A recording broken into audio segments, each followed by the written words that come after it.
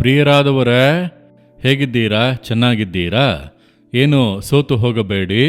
ಜೀವಿತದಲ್ಲಿ ಕಷ್ಟ ಉಪದ್ರವಗಳು ಬರುತ್ತಲೇ ಇರುತ್ತವೆ. ಪ್ರತಿನಿತ್ಯ ಕಷ್ಟವೇ ಎಂಬುದಾಗಿ ಹೇಳುತ್ತೀರಾ? ಪ್ರತಿನಿತ್ಯ ಕಷ್ಟಗಳು ಬಂದರೂ ಪ್ರತಿನಿತ್ಯ ಸಹಾಯ ಮಾಡುವಂಥ ಯೇಸು ಇದ್ದಾನಲ್ಲ, ಮತ್ತ್ಯಾಕೆ ನೀವು ಭಯಪಡಬೇಕು? ಪ್ರತಿನಿತ್ಯವೂ ನಮಗೆ ಸಹಾಯ ಮಾಡುತ್ತಾನೆ, ಜಯವನ್ನು ಕೊಡುತ್ತಾನೆ. ಹಾಗಾಗಿ ಈ ಸಮಸ್ಯೆಗಳನ್ನೆಲ್ಲ ನೋಡಿ ನೀವು ಸೋತು ಹೋಗಬೇಡಿ, ಅದೆಲ್ಲವೂ ನೀಗಿ ಹೋಗುತ್ತದೆ. ಯಾಕೆ ಗೊತ್ತಾ? ಆತನು ನಿಮ್ಮ ಮೇಲೆ ಪ್ರೀತಿ ಅಕ್ಕರೆ ಉಳ್ಳಂಥ ಒಬ್ಬ ದೇವರು. ಒಂದು ವೇಳೆ ನೀವು ಈ ದಿವಸದಲ್ಲಿ ಸುರಕ್ಷತೆ ಇಲ್ಲದೇ ಇರುವ ರೀತಿಯಲ್ಲಿ ಭಾವಿಸುತ್ತಾ ಇದ್ದೀರಾ? ನಮಗೆ ಯಾರು ಸುರಕ್ಷತೆಯಾಗಿ ಇರುತ್ತಾರೆ? ನಮ್ಮ ಕೆಲಸಕ್ಕೆ ಒಂದು ಸುರಕ್ಷತೆ ಇಲ್ಲ, ಬಿಸ್ನೆಸ್ಗೆ ಒಂದು ಸುರಕ್ಷತೆ ಇಲ್ಲ, ಜೀವಿತಕ್ಕೆ ಒಂದು ಸುರಕ್ಷತೆ ಇಲ್ಲ, ಭಯಪಡುವಂಥ ಪರಿಸ್ಥಿತಿಯೇ ಇದೆ ಎಂಬುದಾಗಿ ಅಂದುಕೊಳ್ಳುತ್ತೀರಾ? ದೇವರ ವಾಕ್ಯವು ಈ ರೀತಿಯಾಗಿ ಹೇಳುತ್ತದೆ. ನೋಡಿರಿ, ಜ್ಞಾನೋಕ್ತಿಗಳು 2ನೇ ಅಧ್ಯಾಯ 7ನೇ ವಾಕ್ಯದಲ್ಲಿ, ದೋಷವಿಲ್ಲದೆ ನಡೆಯುವವರಿಗೆ ಕರ್ತನು ಗುರಾಣಿಯಾಗಿದ್ದಾನೆ. ಅಂದರೆ ಕರ್ತನು ಗುರಾಣಿಯಾಗಿ ಇರುವನಂತೆ. ಗುರಾಣಿ ಅಂದರೆ ನಿಮಗೆ ಗೊತ್ತಲ್ಲವ? ರಾಜರ ಕಾಲದಲ್ಲಿ ಯುದ್ಧಕ್ಕಾಗಿ ಹೋಗುವಾಗ ಕುದುರೆಗಳಲ್ಲಿ ಹೋಗುವರು, ಆನೆಗಳಲ್ಲಿ ಹೋಗುವರು, ರಥಗಳಲ್ಲಿ ಹೋಗುವರು, ನಡೆದುಕೊಂಡು ಹೋಗಿ ಯುದ್ಧ ಮಾಡುವರು.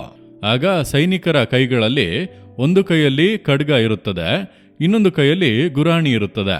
ಖಡ್ಗವು ಶತ್ರುವನ್ನು ಆಕ್ರಮಿಸುವುದಕ್ಕೆ, ಶತ್ರು ಕೂಡ ಆಕ್ರಮಿಸುತ್ತಾನಲ್ಲ, ಆಗ ಕಾಪಾಡಿಕೊಳ್ಳಬೇಕಲ್ಲ, ಅದನ್ನು ತಡೆಯುವುದಕ್ಕಾಗಿಯೇ ಗುರಾಣಿ. ಈ ಗುರಾಣಿ ಅನ್ನುವುದು ನಮ್ಮನ್ನು ಕಾಪಾಡಿಕೊಳ್ಳಲು. ಶತ್ರುಗಳು ಎಷ್ಟೇ ಆಕ್ರಮಿಸಿದರೂ ಇದರಿಂದ ತಡೆದು ನಮ್ಮನ್ನು ಕಾಪಾಡಿಕೊಳ್ಳಬಹುದು. ಇಲ್ಲಿ ದೇವರು ಹೇಳುತ್ತಾರೆ, ನಾನು ನಿನಗೆ ಗುರಾಣಿಯಾಗಿರುತ್ತೇನೆ. ಅಂದರೆ ಏನರ್ಥ? ನಾನು ನಿನಗೆ ಸುರಕ್ಷತೆಯಾಗಿ ಇರುತ್ತೇನೆ. ನಿನ್ನ ಮೇಲೆ ಬೀಳುವಂಥ ಹೊಡೆತವನ್ನು ನಾನು ತೆಗೆದುಕೊಳ್ಳುವೆನು. ಅದು ಮಾತಿನಿಂದ ಹೊಡೆಯುವುದಾಗಿರಬಹುದು ಅಥವಾ ಆಕ್ರಮಣಗಳಾಗಿ ಇರಬಹುದು. ಯಾವುದೇ ವಿಧದ ಇಕ್ಕಟ್ಟು ಸಮಸ್ಯೆಗಳಾಗಿದ್ದರೂ ಕೂಡ ಯೇಸು ಅದನ್ನು ತೆಗೆದುಕೊಳ್ಳುವನು. ನಿಮಗೆ ಗುರಾಣಿಯಾಗಿದ್ದು ನಿಮಗೆ ಕೇಡು ಸಂಭವಿಸದೇ ಇರುವಂತೆ ಆತನು ಕಾಪಾಡುವನಂತೆ. ಎಷ್ಟು ಅದ್ಭುತವಾದ ದೇವರಲ್ಲವ? ಹೌದು, ನಾನು ಸೇವೆಗೆ ಕರೆಯಲ್ಪಟ್ಟಂಥ ಆರಂಭದ ಕಾಲದಲ್ಲಿ ಆ ಸಮಯದಲ್ಲಿ ಇಲ್ಲಸಲ್ಲದನ್ನೆಲ್ಲ ಹೇಳಿ ಪರಿಹಾಸ್ಯ ಮಾಡಿದರು. ಹೇಳದೇ ಇರುವುದನ್ನು ಹೇಳಿದ್ದಾಗಿ, ಮಾಡದೇ ಇರುವುದನ್ನು ಮಾಡಿದ್ದಾಗಿ. ಆಗ ನನಗೆ ಈ ಸೇವೆಯೇ ಬೇಡ, ದೇವರೇ ನನ್ನನ್ನು ಬಿಟ್ಟು ಬಿಡಿ ಎಂಬುದಾಗಿ ನಾನು ಪ್ರಾರ್ಥಿಸಿದೆ. ಆಗ ದೇವರು ನನ್ನನ್ನು ಬಲಪಡಿಸಿ, ನನ್ನನ್ನು ಧೈರ್ಯಪಡಿಸಿ ಹೇಳಿದರು, ಮಗನೇ, ನಿನ್ನ ಮುಂದೆ ನಾನು ನಿಂತಿದ್ದೇನೆ. ನಿನ್ನ ಬಳಿಗೆ ಯಾವುದೇ ಕಾರ್ಯ ಬರಬೇಕೆಂದರೂ ನನ್ನನ್ನು ದಾಟಿಯೇ ಬರಬೇಕು. ನೀನು ಭಯಪಡಬೇಡ, ಧೈರ್ಯವಾಗಿ ನನ್ನ ಕಾರ್ಯ, ನನ್ನ ಸೇವೆಯನ್ನು ಮಾಡು.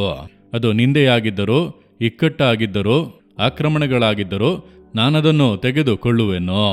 ನನ್ನನ್ನು ದಾಟಿಯೇ ನಿನ್ನ ಬಳಿಗೆ ಬರಬೇಕೆಂದು ಹೇಳಿದರು 50 ವರ್ಷಗಳ ಹಿಂದೆ. ನಾನದನ್ನು ಹಾಗೆಯೇ ನಂಬಿದೆ. ಈ 50 ವರ್ಷಗಳ ಸೇವೆಯ ಮಾರ್ಗದಲ್ಲಿ ಎಷ್ಟೋ ಆಕ್ರಮಣಗಳು, ಎಷ್ಟೋ ಹೊಡೆತಗಳು, ಎಷ್ಟೋ ಇಕ್ಕಟ್ಟುಗಳು. ಆದರೆ ನಾನು ಕೇಡನ್ನು ಅನುಭವಿಸದೇ ಇರುವಂತೆ ಕಾದುಕೊಂಡನು. ಯಾಕೆ? ಆತನು ಆ ಕಾರ್ಯಗಳನ್ನು ತಾನು ತೆಗೆದುಕೊಂಡನು. ಅದುವೇ ಗುರಾಣಿ.